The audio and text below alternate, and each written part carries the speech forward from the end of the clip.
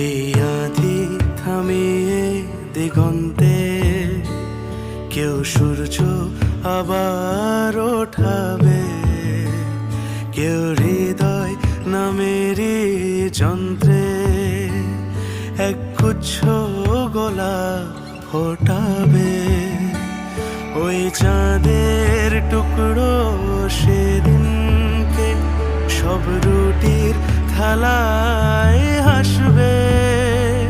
ভোর হয়তো কখনো আসবে, ভোর হয়তো কখনো আসবে, ভোর হয়তো কখনো আসবে, ভোর হয়তো কখনো আসবে।